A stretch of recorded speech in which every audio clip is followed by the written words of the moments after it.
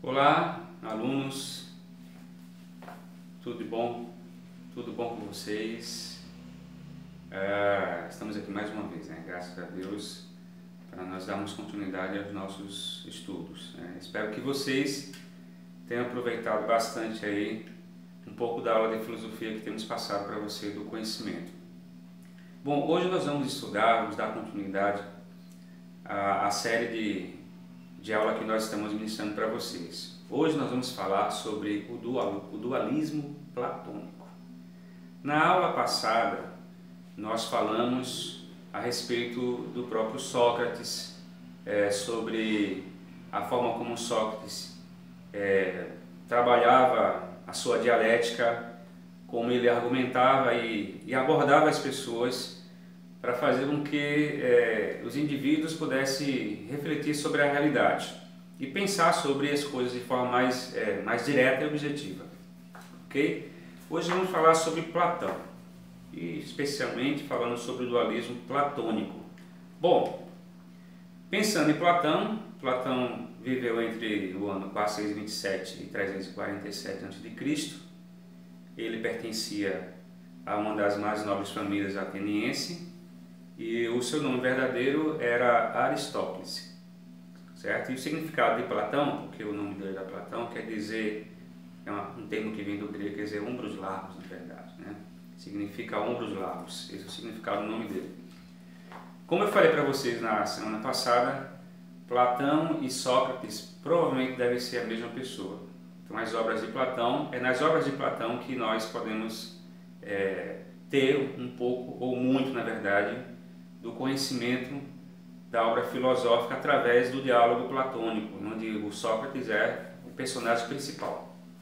Bom, segundo a história, segundo os relatos dos livros gregos, da filosofia grega, diz que que Platão foi discípulo de Sócrates, e a quem ele considerava o mais sábio e mais justo dos homens, na verdade, tendo em vista que essa é a ideia da filosofia, né? Da justiça, da dignidade.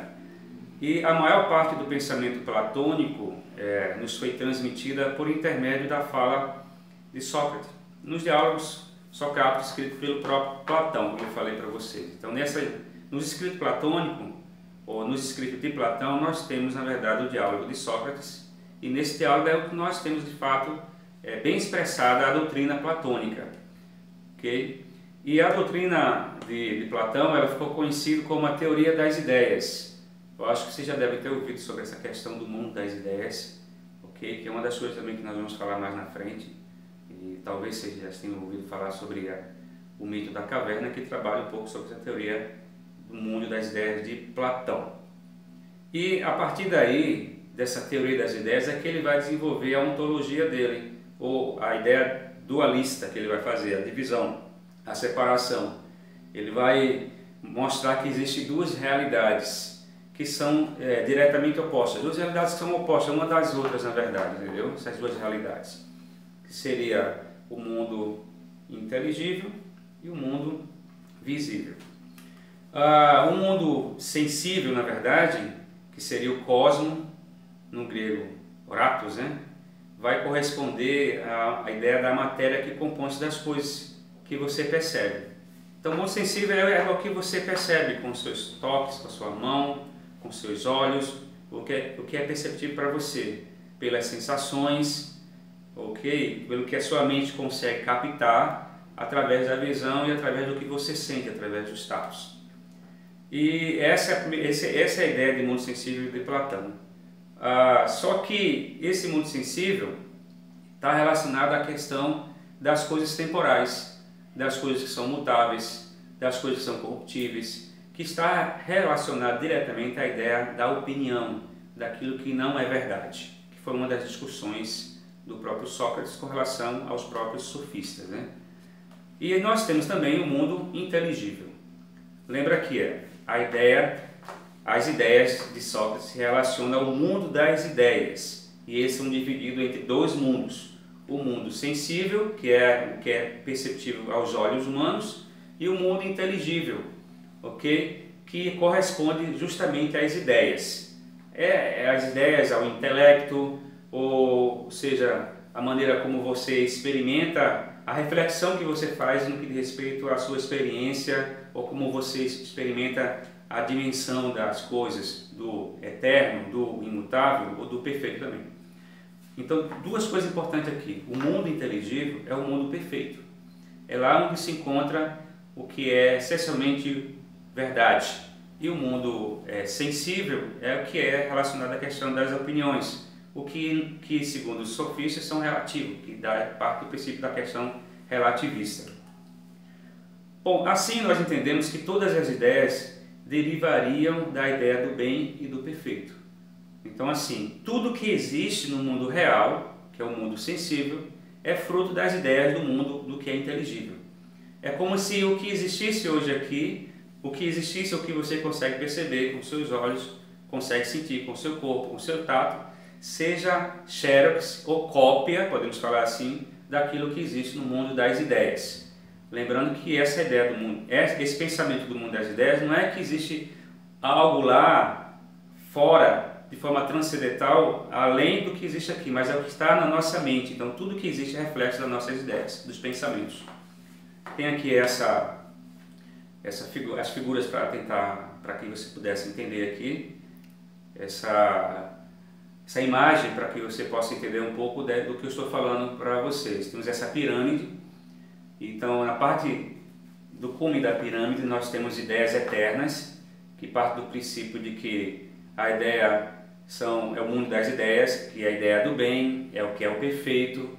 Então, sim, é como se dividisse em duas partes. E aí está a ideia da dualidade de Platão.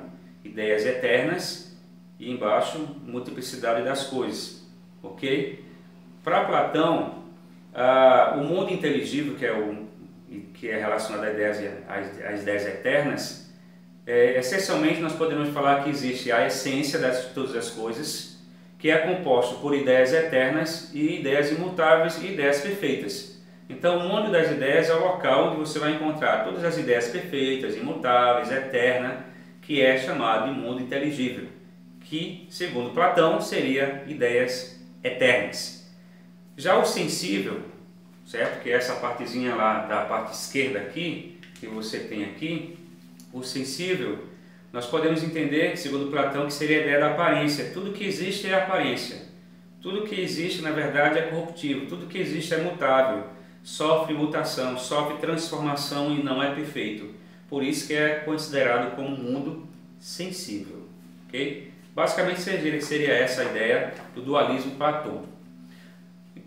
Então, você pode observar que a concepção dualista é conhecida como a teoria das ideias, que vai, na verdade, operar uma mudança radical, esse pensamento, essa perspectiva platônica, no pensamento dos pensadores ou no pensamento dos filósofos pré-socráticos, que tinham como base da filosofia as coisas visíveis, as coisas mutáveis e partindo do princípio da realidade.